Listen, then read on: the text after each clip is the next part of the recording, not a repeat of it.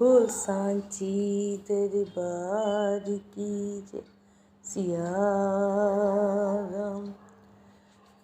एक शख्स सुबह सवेरे उठा, साफ सुथरे कपड़े पहने और सत्संग घर की तरफ चल दिया ताकि सत्संग का आनंद मान ले सके। रास्ते में ठोकर खाकर गिर पड़ा, कपड़े नीचे से सन गए। वापस घर आया, कपड़े बदल कर वापस फिर सत्संग की तरफ रवाना हुआ। फिर ठीक उसी जगह ठोकर खाकर गिर गया और वापस घर आकर कपड़े बदले, फिर सत्संग घर की तरफ रवाना हो गया। जब तीसरी बार उस जगह पर पहुंचा तो क्या देखता है, एक शख्स चिराग हाथ में लिए खड़ा है और उसे अपने पीछे पीछे चलने को कह रहा। इस तरह वो शख्स उसे सत्संग घर के दरवाजे तक ले आया। पहले आप शख्स ने उससे कहा, आप भी अंदर आकर सत्संग सुन लें, लेकिन वो शख्स चिराग हाथ में थामे खड़ा रहा और सत्संग घर में दाखिल नहीं हुआ। 2-3 बार इनकार करने पर उसने पूछा, आप अंदर क्यों नहीं आ रहे हैं? दूसरी बार शख्स ने जवाब दिया, इसलिए क्योंकि मैं काल हूँ। यह सुनकर पहले शख्स की हैरत का ठिकाना न रहा।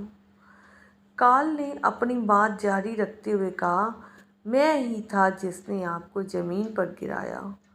जब आपने घर आकर कपड़े बदले और दूसरी बार सत्संग घर की तरफ रवाना हुए तो सतगुरु ने आपके सारे गुनाह बख्श दिए। और जब मैंने आपको दूसरी बार गिराया और आपने घर जाकर फिर कपड़े बदले, फिर दोबारा जाने लगे, तो सतगुरु ने आपके पूरे परिवार के गुनाह बख्श दिए। मैं डर गया कि अगर अब की बार मैंने आपको गिराया और आप फिर कपड़े बदल कर चले गए तो कहीं ऐसा ना हो वे आपके सारे गांव के लोगों के गुनाह बख्श दें। इसलिए मैं यहाँ तक आपको खुद पहुँचाने आया हूँ।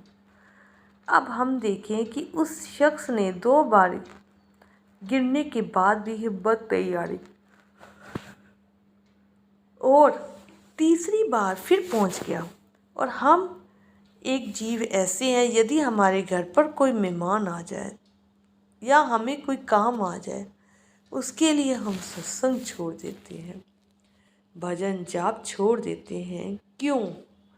क्योंकि हम जीव अपने सतगुरु से ज़्यादा दुनियावी चीज़ों और रिश्तेदारों से ज़्यादा प्यार करते हैं, उनसे ज़्यादा मुँह रखते हैं। इसके विपरीत वे शख्स 2 बार कीचड़ में गिरने के बाद भी तीसरी बार घर जाकर कपड़े बदल कर सत्संग घर चला, क्योंकि उसे अपने दिल में सतगुरु के लिए बहुत प्यार था। वह किसी कीमत पर भी अपनी बंदगी का नियम टूटने नहीं देना चाहता था। इसलिए काल ने स्वयं उस शख्स को मंजिल तक पहुंचाया। अपने सेवक की आपे राखे, आपे नाम जपावे, जे जे काज कीरत सेवक के, तैं तैं उठ द्यावे। सिया राम। बोल सांची दरबार की जय। संगत जी, साखी सुनाने में कोई गलती हो गई हो तो माफ़ कीजिए।